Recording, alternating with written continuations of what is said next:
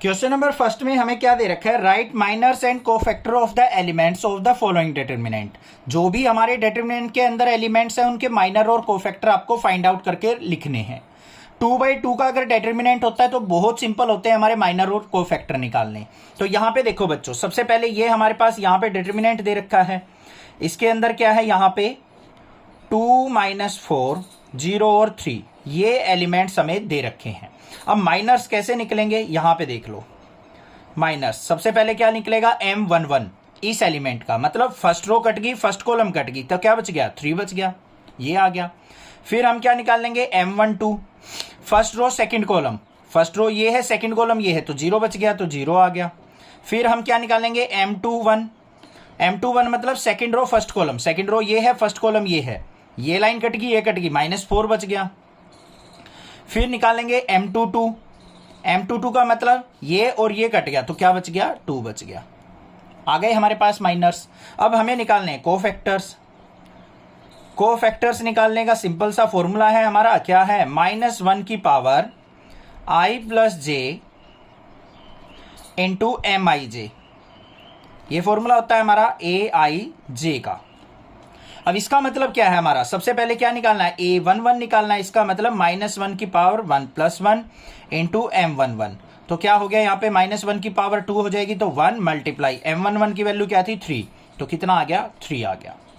फिर हमें A12 निकालना है, मतलब -1 की पावर 1 + 2 इंटू M12, मतलब -1 की पावर i और j की वैल्यू करेंगे और माइनर जो भी निकला था उसकी मल्टीप्लाई कर लेंगे। तो यहाँ पे -1 की पावर 3 कितना हो जाएगा, -1 मल्टीप्लाई M12 क्या था हमारा, 0, 0 से -1 की मल्टीप्लाई 0 हो गया। फिर हम क्या निकालेंगे, A13 नहीं, हमारा A21 है, A21, तो क्या हो जाएगा, -1 की पावर 2 + 1 और M21, यहाँ पे क्या आएगा, -1 मल्टीप्लाई M21 कितना था, -4, -1 की मल्टीप्लाई 4 हो गया। फिर हमें A22 निकालना है, तो क्या हो जाएगा, -1 की पावर 2 + 2 और M22 क्या आएगा, यहाँ पे -1 की पावर इवन हो जाएगी, तो 1 हो गया, M22 कितना था, 2, 2 × 1 = 2 आ गया। ये हमारे पास माइनर्स आ गए, ये हमारे कोफैक्टर आ गए। क्लियर है, समझ में आ गई होगी बात। सेकेंड पार्ट में देखते हैं और क्लियर हो जाएगा। सेकेंड में हमें डिटरमिनेंट क्या दे रखा है, हमें दे रखा है A, C, B और D। सबसे पहले क्या निकालेंगे, माइनर्स। माइनर्स में क्या होगा, M11 मतलब फर्स्ट रो फर्स्ट कॉलम, ये फर्स्ट रो फर्स्ट कॉलम, क्या बच गया एलिमेंट, D बच गया। फिर निकालेंगे M12 first row second column, क्या बच गया, B। फिर M21 second row first column, फिर क्या बच गया, C। फिर M22 second row second column, क्या बच गया, A। ये आ गए माइनर्स। अब निकालते हैं कोफैक्टर। कोफैक्टर्स कैसे निकलेंगे, A11 किसके इक्वल होगा, -1 की पावर 1 + 1 इंटू M11, तो -1 की पावर यहाँ पे 2 हो जाएगा, तो +1 मल्टीप्लाई M11 क्या था हमारा, D की 1 से मल्टीप्लाई D आ गया। आसान है ना। A12 देख लो, A12 क्या हो जाएगा, -1 की पावर 1 + 2 इंटू M12, -1 की पावर यहाँ पे ओड पावर है, तो -1 मल्टीप्लाई M12 क्या था, B की -1 से मल्टीप्लाई -B आ गया। फिर A21 करेंगे, -1 की पावर 2 + 1 और M21 कितना था हमारा, C था, और यहाँ पे -1 होगा, -1 मल्टीप्लाई C कितना आ गया, माइनस का C आ गया। ठीक है। फिर उसके बाद क्या करेंगे, A22 निकालेंगे, -1 की पावर 2 + 2 और माइनर M22, -1 की पावर इवन हो जाएगा, +1, M22 की वैल्यू क्या है हमारी, A इंटू 1 क्या हो जाएगा, A। तो हमारे पास D -B -C और A क्या आ गए, कोफैक्टर्स, और ये आ गए हमारे पास minors. Right minors and cofactor of the element of the following determinant. हमारे पास यहाँ पे 3/3 के डिटरमिनेंट दे रखे हैं, इनके हमने माइनर और कोफैक्टर फाइंड आउट करने हैं। तो चलिए देखते हैं कैसे करेंगे। सबसे पहले देखो, हमें पता है कि माइनर्स जो होते हैं हमारे कोरस्पॉन्डिंग एलिमेंट के निकलते हैं। जैसे ये हमारा फर्स्ट एलिमेंट है, इसको हम किससे रिप्रेजेंट करते हैं, A11 से, ये A12 ये A13। फिर क्या होता है, A21 A22 A23, फिर A31 A32 A33। तो इनके कोरस्पॉन्डिंग ही हमारे क्या निकलेंगे, माइनर और कोफैक्टर। माइनर्स को हम किससे रिप्रेजेंट करते हैं? कैपिटल M से। तो फर्स्ट एलिमेंट कौन सा है हमारा? A11, तो हमारा माइनर निकलेगा M11। ठीक है, और कैसे निकलता है ये? बिल्कुल सिंपल है, डिटरमिनेंट का साइन M11, इसका मतलब क्या है? First row first column. ये हमारी फर्स्ट रो हो गई, ये हमारी फर्स्ट कॉलम होगी, ये एलिमेंट हट गए, बच गए क्या? ये वाले, क्या क्या? 1 0 0 1। इसको सिंप्लीफाई कर लो, 1 से 1 की मल्टीप्लाई 1, माइनस में क्या हो जाएगा? 0 इंटू 0 0, तो कितना आ गया? माइनर 1 आ गया। अब इसी के अकॉर्डिंग यहीं पे अपना क्या करेंगे? कोफैक्टर फाइंड आउट करेंगे। क्या फाइंड आउट करेंगे बच्चों? कोफैक्टर। वो क्या होगा? कैपिटल A से रिप्रेजेंट किया जाएगा, A11 होगा। किसके इक्वल होगा? -1 की पावर क्या होता है? I plus J। अब I और J की वैल्यू क्या है? 1 और 1 है, तो यहाँ पे 1 + 1, और इंटू में क्या होता है? माइनर होता है, माइनर ऑफ 1 1। ये फॉर्मूला होता है। तो देखते हैं क्या आ गया यहाँ पे। -1 की पावर 2 हो गया, तो क्या हो गया? +1 हो गया। मल्टीप्लाई में माइनर ऑफ 1 1 क्या आया था? 1, तो 1 इंटू 1 क्या आ गया? 1। ये आ गया मेरे पास कोफैक्टर। समझ में आ गया? अब सेकंड देखते हैं। उसके बाद क्या निकालेंगे? M12। M12 का मतलब क्या है? First row second column. First row यही है, सेकंड कॉलम ये है। 0 0 0 1 एंट्री हो गई इसकी, 0 0 0 1। 1 की 0 से मल्टीप्लाई 0, माइनस में 0 0 0, ये आ गया मेरा माइनर। अब कोफैक्टर भी क्या आएगा मेरा? फॉर्मूला रखो या ना रखो, 0 आ गया माइनर, तो 0 से मल्टीप्लाई हो जाएगी, तो कोफैक्टर भी क्या हो जाएगा? 0 हो जाएगा। डायरेक्टली लिख देना बेशक। फिर उसके बाद M13 निकालते हैं। M13 के लिए क्या होगा? फर्स्ट रो थर्ड कॉलम, 0 1 0 0, तो यहाँ पे क्या लेंगे हम? 0 1 0 0। यहाँ पे इसका सॉल्यूशन 0 की 0 से मल्टीप्लाई 0 - 0 = 0 आ गया, तो इसका कोरस्पॉन्डिंग कोफैक्टर भी क्या आ जाएगा हमारा? A13 0 आ जाएगा। समझ में आ रही है बात? क्लियर है? उसके बाद हम क्या निकालेंगे? M21। Second row first column पे पहुंच जाओ। अब सेकेंड रो कौन सी है हमारी? ये वाली, फर्स्ट कॉलम ये। एंट्री बची 0 0 0 1, तो यहाँ पे क्या लेंगे हम? 0 0 0 1। इसको सिंप्लीफाई करो, 1 की 0 से मल्टीप्लाई 0, माइनस में 0 0 की मल्टीप्लाई 0, ये भी 0 आ गया, तो यहाँ पे A21 इसका कोफैक्टर भी क्या हो जाएगा हमारा? 0 हो जाएगा। क्लियर? फिर देखते हैं M22। Second row second column. Second row कौन सी है? ये वाली, सेकेंड कॉलम ये। एंट्री बची 1 0 0 1, तो यहाँ पे 1 0 0 1। 1 की 1 से मल्टीप्लाई 1, माइनस में 0 की 0 से मल्टीप्लाई 0, तो इक्वल टू क्या आ गया? 1 आ गया। अब यहाँ पे माइनर हमारा क्या है? 1 है, 0 नहीं है, तो हमें क्या निकालना पड़ेगा? A22। किसके इक्वल हो जाएगा? -1 की पावर, यहाँ पे क्या है? 2 + 2 क्या हो जाएगा? 2 + 2 इंटू M22। तो कितना आ गया बच्चों यहाँ पे? ये तो +1 हो जाएगा, मल्टीप्लाई में 1, तो क्या आ गया? 1। ठीक है, अब नेक्स्ट देखते हैं M23। M23 का मतलब क्या है? Second row third column. Second row हमारी ये है, थर्ड कॉलम ये है। एंट्री होगी 1 0 0 0 1 0 0 0, तो यहाँ पे 1 की 0 से मल्टीप्लाई 0, माइनस में 0 की 0 से मल्टीप्लाई 0, तो ये आ गया 0। तो इसका कोफैक्टर भी क्या आ जाएगा? A23 = क्या हो जाएगा मेरा? 0 हो जाएगा, क्योंकि इसका माइनर 0 आ चुका। ठीक है, समझ में आ गया यहां तक? उसके बाद हम क्या चलेंगे? अपनी थर्ड रो फर्स्ट कॉलम के ऊपर। वो क्या हो जाएगी हमारी? M31। M31 का मतलब थर्ड हमारी रो फर्स्ट कॉलम। एंट्री बची 0 0 1 0, तो यहाँ पे क्या लेंगे? 0 0 1 0।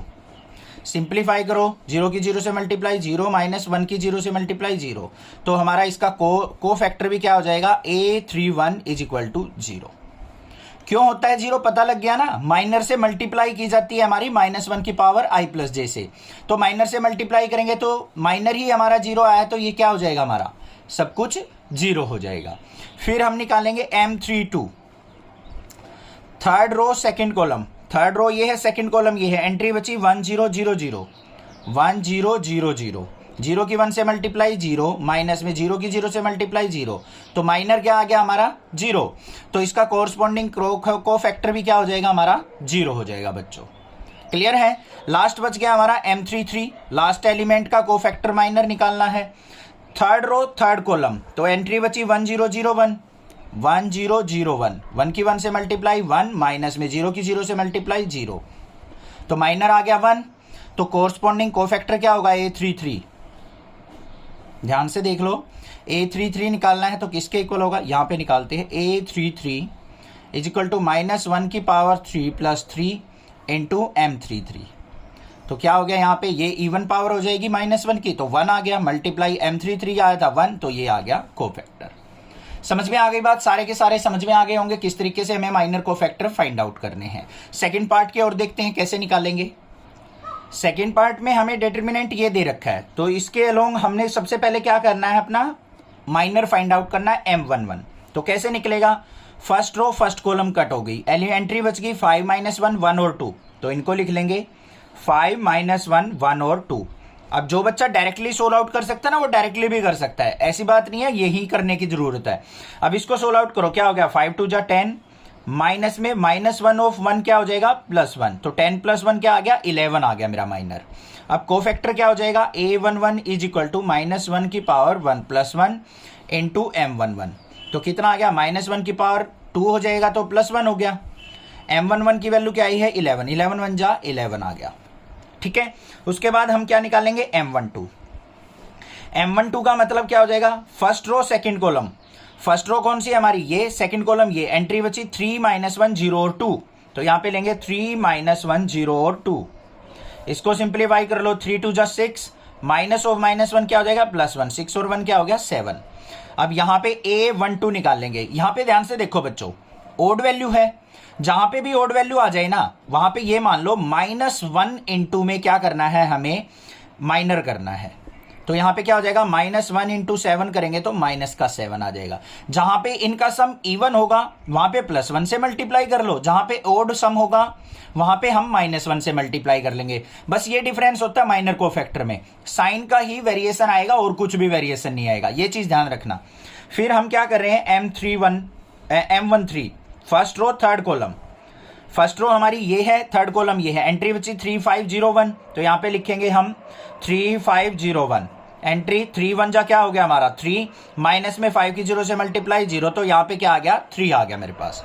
अब हमें क्या निकालना है, यहां पे A13 निकालना है। A13 का मतलब क्या है, यहां पे इन दोनों का सम करो, 3 + 1 क्या हो गया 4 हो गया बच्चों, इवन पावर होगी तो हमने बताया था +1 से मल्टीप्लाई करनी है। वैसे तो मेथड ये होता है करने का, इस तरीके से करते हैं, बट मैं डायरेक्टली बता रहा हूं, यहां पे 1 इंटू M13 हो जाएगा, तो क्या आ गया यहां पे 1 × 3 = 3 के इक्वल, ठीक है। फिर हम किस पे चलेंगे, M21 second row first column के ऊपर, सेकेंड रो ये वाली, फर्स्ट कॉलम ये वाली, 0 4 1 2 एंट्री बची 0 4 1 2, 2 की 0 से मल्टीप्लाई 0, माइनस में 4 की 1 से मल्टीप्लाई -4, तो यहां पे क्या आ गया -4 आ गया मेरा माइनर। अब कोफैक्टर निकालेंगे A21, यहां पे 2 + 1 कितना हो गया बच्चों 3, तो यहां पे -1 की पावर क्या हो जाएगा 2 + 1 इंटू M21, तो क्या हो गया -1 इंटू -4, तो ये बन गया हमारा प्लस का 4। आ गया ना समझ में, अब तो इजिली कर दोगे। फिर हम क्या करेंगे M22 निकाल लेंगे, second row second column, second row कौन सी है ये वाली, सेकेंड कॉलम ये है, एंट्री बची 1402, तो ये लेंगे हम 1402, 2 की 1 से मल्टीप्लाई 2, माइनस में 4 की 0 से मल्टीप्लाई 0, तो 2 - 0 क्या हो गया 2, यहां पे A22 करेंगे। अब 2 + 2 क्या हो गया 4, तो 1 से मल्टीप्लाई कर दो माइनर की, 1 2 जा क्या आ गया 2। अब समझ में आ चुका होगा किस तरीके से करना है।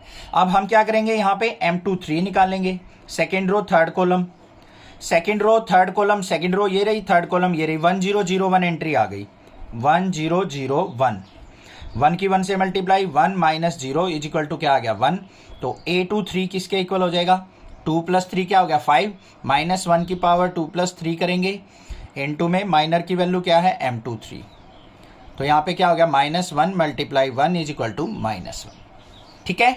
अब नेक्स्ट क्या करना है, हमें M31 लेना है, मतलब third row first column, entry जो आ जाएंगी हमारी वो क्या आ जाएंगी 0 4 5 -1, -1 की 0 से मल्टीप्लाई 0, 5 की 4 से -9, तो -9 आ गया मेरा माइनर। कोफैक्टर देख लेते हैं A31, 3 + 1 4 हो गया, तो यहाँ पे +1 इंटू -9 हो जाएगा, तो -9 आ गया। ये पता लग गया होगा ना +1 -1 कैसे लेते हैं हम, इनका सम कर लो, 3 + 1 इवन सम आ रहा है तो +1 लेंगे, अगर यहाँ पे ओड सम आ रहा है तो -1 की पावर ओड -1 रह जाएगा हमारा।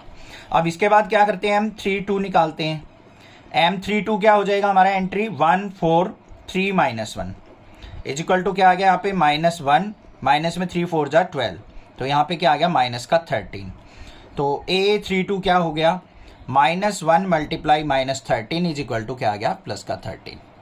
लास्ट एंट्री बच गई हमारी M33, third row third column. Table के उसमें देखेंगे डिटर्मिनेंट में क्या वैल्यू आएंगी, 1035। 5 की 1 से मल्टीप्लाई, 5 माइनस 0 करेंगे तो क्या आ गया 5, और A33 इज इक्वल टू क्या हो जाएगा 3 + 3 6, तो यहाँ पे 1 से मल्टीप्लाई हो जाएगी, 1 मल्टीप्लाई 5 इज इक्वल टू क्या आ गया 5। ये हो गए हमारे आंसर।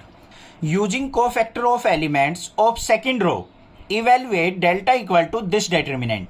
ध्यान से देखो उसने क्या कहा है, सेकेंड रो के जो एलिमेंट्स हैं उनके कोफैक्टर का यूज करते हुए इसको इवेल्युएट करना है हमें। अब इसका मतलब क्या है, ध्यान से समझो।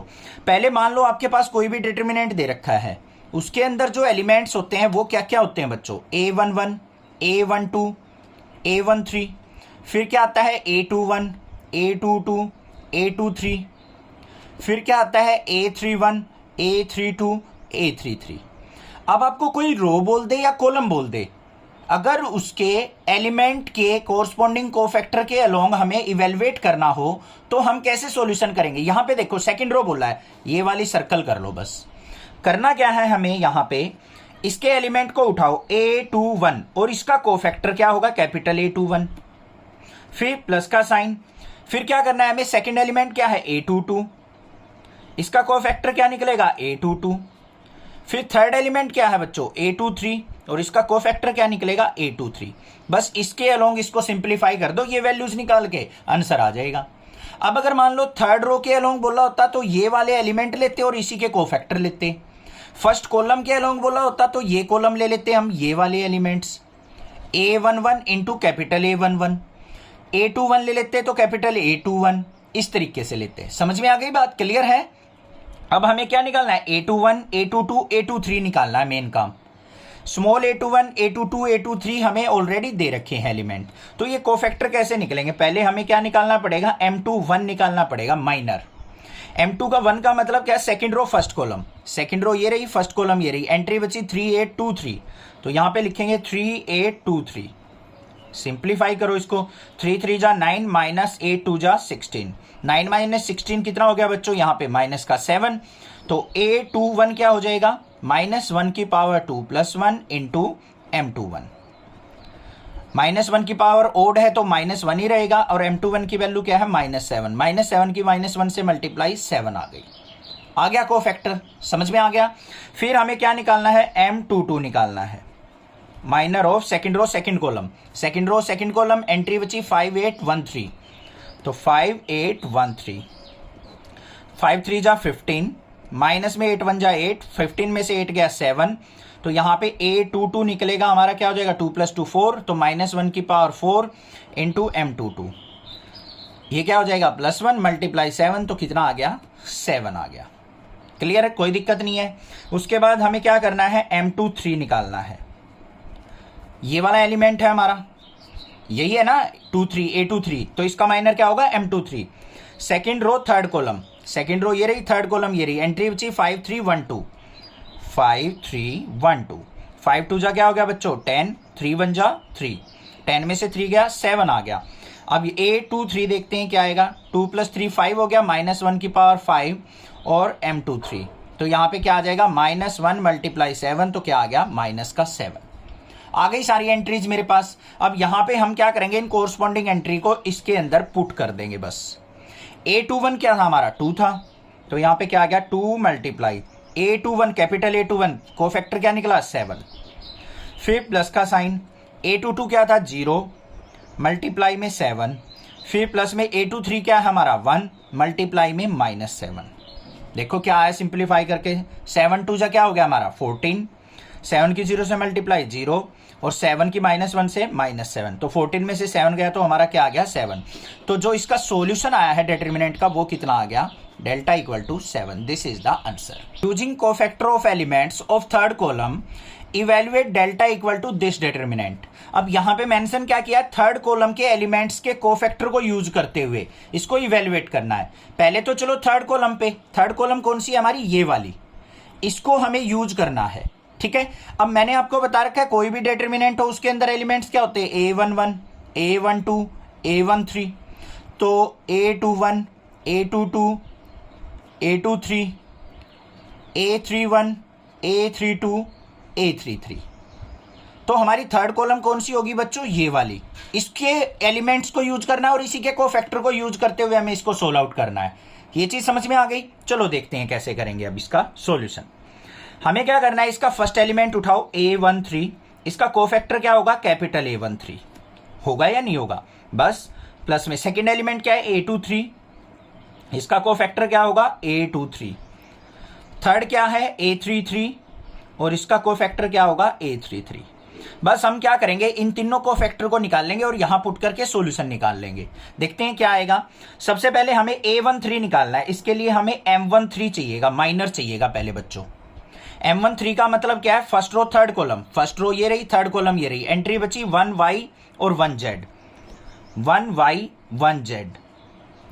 क्या वैल्यू आई? z माइनस z की 1 से मल्टीप्लाई z, माइनस में y की 1 से मल्टीप्लाई y, तो z माइनस y आ गया हमारा माइनर।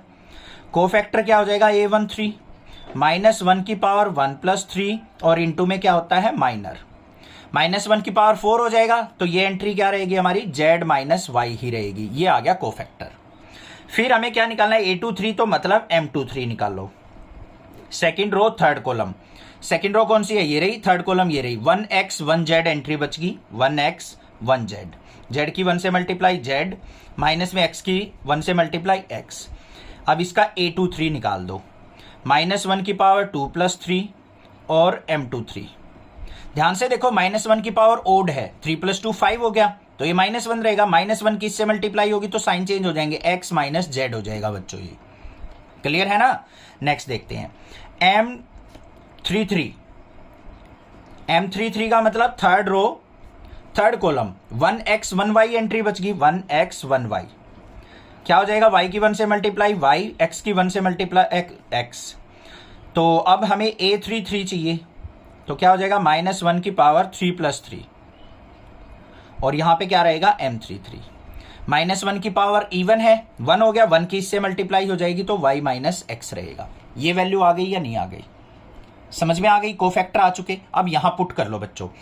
A13 देखो हमारा क्या है? A13 ये वाला एलिमेंट, ये वाली इस वाली कॉलम में से वैल्यू लेनी है हमें, yz है, तो यहां पे क्या पुट कर लेंगे? yz। A13 क्या है हमारा? z minus y. फिर प्लस में A23 देखो बच्चों क्या है? zx रख दिया बच्चों।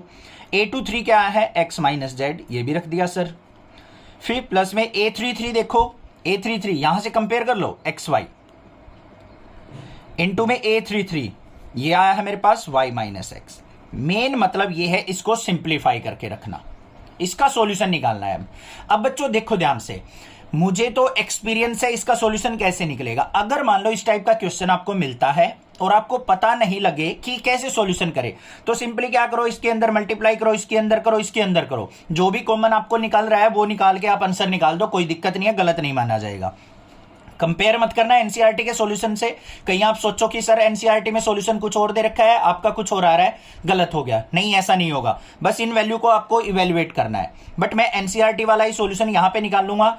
आपको जो मैंने तरीका बताया है, इसको अंदर मल्टीप्लाई करो, इसको अंदर, इसको अंदर, जिसमें से जो कॉमन आपको नजर आ रहा है उसको सोल्व आउट करके लिख दो, बस आंसर ठीक माना जाएगा।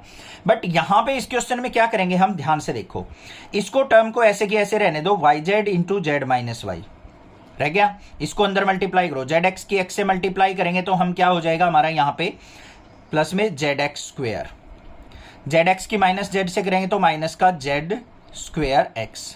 यहां पे आ जाओ, इसके अंदर मल्टीप्लाई करो xy स्क्वेयर, xy की x से करेंगे तो माइनस का x स्क्वेयर y। ये चीज क्लियर है या नहीं है? मैंने ये टर्म एज इट इज रखी है, बट आपको क्या पता ये टर्म एज इट इज रखने से हमारा एनसीईआरटी वाला सॉल्यूशन आएगा। इसीलिए मैं आपको बता रहा हूं, आप सीधी मल्टीप्लाई करो, जिसमें से जो टर्म में से कॉमन नजर आए वो आप निकाल लेना। अब यहां पे क्या करेंगे, इसको एज इट इज रखो, yz into Z minus Y.